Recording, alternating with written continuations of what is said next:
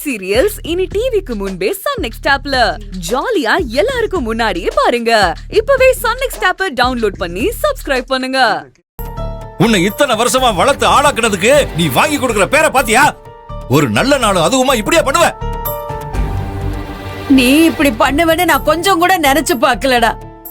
நம்ம குடும்ப மானத்தை வாங்கினதோட இல்லாம எல்லாருடைய சந்தோஷத்தையும் நிம்மதியையும் கெடுத்துட்டியடா. ஏன்டா இப்படி பண்ண?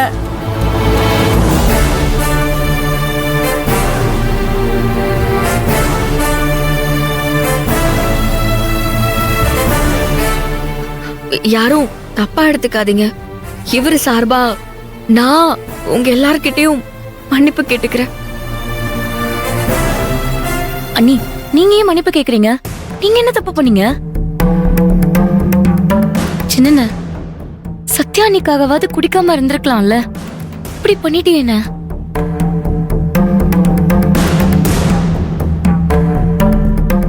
சின்ன மாப்பிள்ள, நான் சொல்றேன்னு தப்பா எடுத்துக்காதீங்க.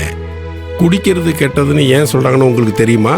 அது நம்ம உடம்ப மட்டும் கெடுக்காது, அது நம்மளோட மானம், மரியாதை, கௌரவம் எல்லாத்தையும் கெடுத்து குட்டிச்சோறாக்குறது மட்டும் இல்லாம நம்ம குடும்பத்தோட நிம்மதி, சந்தோஷம் எல்லாத்தையும் சேர்த்து கெடுத்துடும். அந்த கர்மாந்திரத்தை இனிமே தொடாதீங்க மாப்பிள்ள. இப்ப தலைமுழுவனோட சேர்த்து அந்த குடியவும் சேர்த்து தலைமுழுகிடுங்க. அதுதான் உங்களுக்கும் உங்க குடும்பத்துக்கும் நல்லது.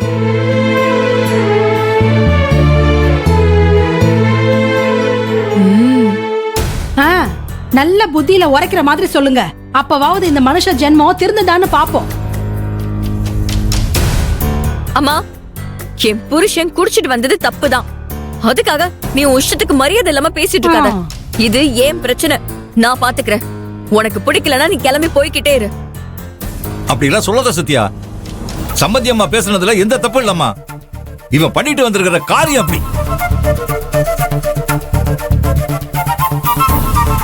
சின்ன மருமகனே, நீ குடிச்சிட்டு வர வரைக்கும் நாங்க எல்லாரும் எவ்வளவு சந்தோஷமா இருந்தோம் தெரியுமா? எங்க அம்மா சொன்ன மாதிரி என் கண்ணே பட்டுடுச்சு போல இருக்கு.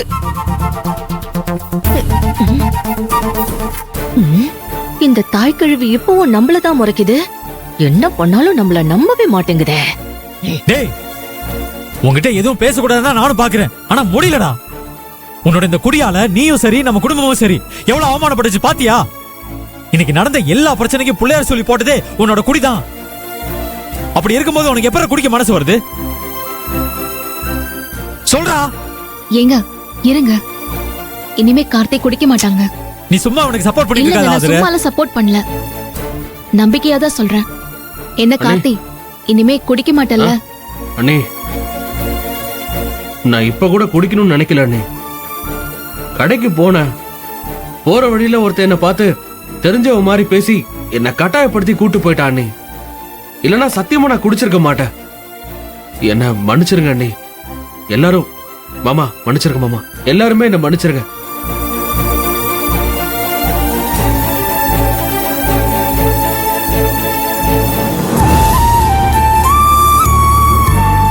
பண்றது எல்லாத்தையும் பண்ணிட்டு மன்னிப்பு கேட்டா எல்லாம் சரியா போச்சா? இங்க வந்ததே எங்க பொண்ணோட இருந்து சந்தோஷமா சாமி கும்பிடுறதுக்காக தான். ஆனா குடிச்சிட்டு வந்து நீங்க அடிச்ச கூத்தால சாமி கூட ஒழுங்கா கும்பிட முடியாம போயிடுச்சு. தப்புதான், நான் பண்ணது தப்புதான். நான் மன்னிக்க முடியாத பெரிய தப்புதான் பண்ணிருக்கேன். நல்ல நாள் அதுவுமா உங்க எல்லாரையுமே நான் மனசு கஷ்டப்பட வச்சுட்டேன். இன்னைக்கு சாமி கூட கும்பிட விடல. என்னாலதான் எல்லாமே கெட்டு போச்சு.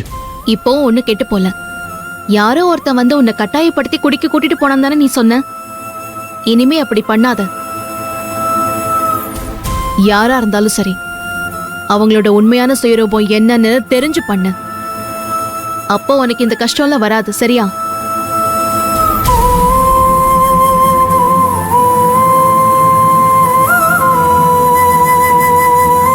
இன்னும் நல்ல நேரம் போகல. நீ ட்ரெஸ்ஸ மாத்திட்டு சீக்கிரம் வா, சாமி கும்பிடலாம். சரி அண்ணே.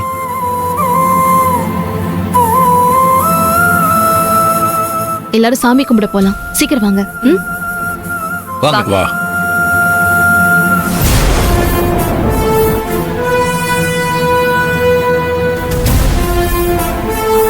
நாம இந்த குடும்பத்தோட சந்தோஷத்தை கெடுக்கணும்னு எவ்வளவு திட்டம் போட்டு என்ன பண்ணாலும் கடைசியில இந்த ஆதரவு உள்ள புகுந்து எல்லாத்தையும் சரி பண்ணி விட்டுறான். என்ன பண்றது சத்யா? அவளையும் சேர்த்து அடிக்கிற மாதிரி அடுத்த அடிய குடுக்க போறேம்மா. நீ வா.